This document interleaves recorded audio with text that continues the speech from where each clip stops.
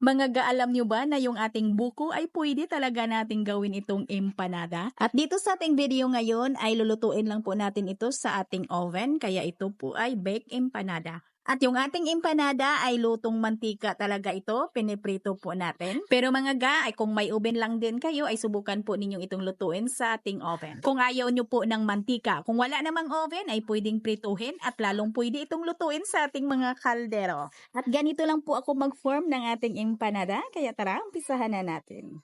So dito gawa na po tayo ng ating palaman. Meron tayo ditong 1 in 1/2 cup ng ating white sugar at 1 in 1/2 cup ng cornstarch. 1/4 teaspoon ng iodized salt at 1 in 1/2 cup ng evaporated milk.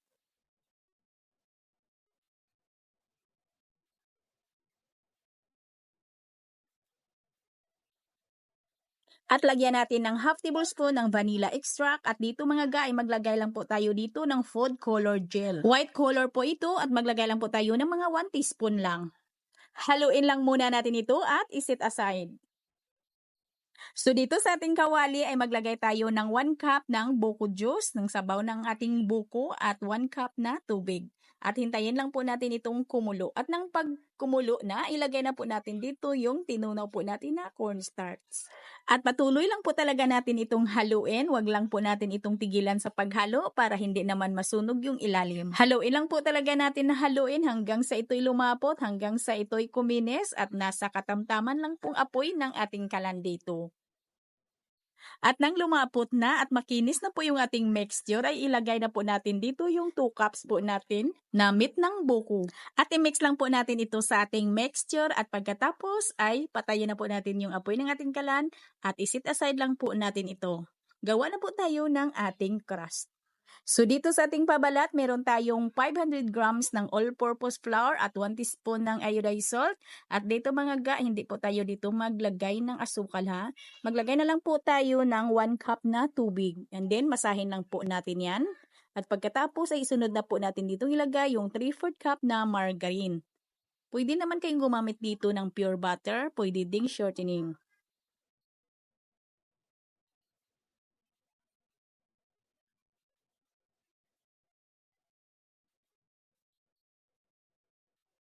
At dito, masahin lang po natin ng mga 3 minutes lang. Hindi natin dito kailangan na makinis na doon. Kailangan lang po natin dito yung mag-well combine lang po yung ating margarine sa ating harina.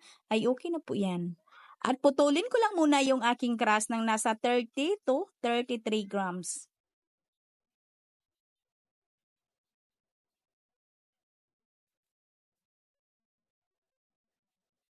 At pagkatapos ko yang putulin lahat ay diretso ko na yan pinigura at pagkatapos ko yan pinigura ay diretso ko na po yan palapat para po lagyan natin ng palaman. Maliban po sa ating buko na palaman ay magdagdag pa rin tayo dito ng cheese. At depende na yan sa inyo kung damihan po ninyo ang inyong palaman ay malaki po yung inyong empanada. Dito meron po akong maliit na empanada at meron ding malaki. Kung lakihan po ninyo ang inyong empanada ay palaparin nyo ng todo ang inyong crust. Kung maliit naman ang gusto po ninyo na empanada ay konting lapad lang sa inyong crust.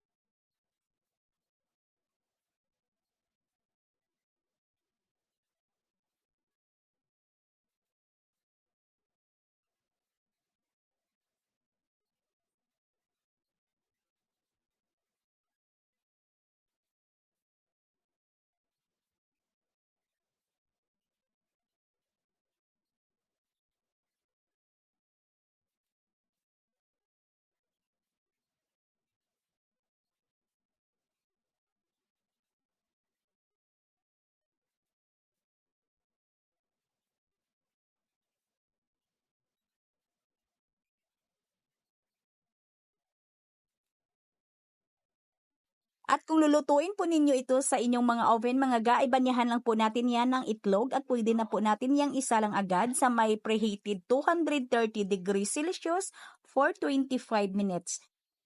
At kung prituhin nyo po ito, nalutuin nyo po sa mantika lang, ay huwag na po nyong banyahan ng itlog.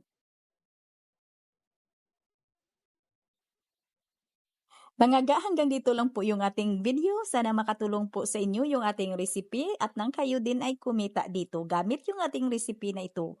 Magkita-kita po tayong muli. Ito muli ang inyong Kainday Tinapay. Maraming salamat at bye-bye.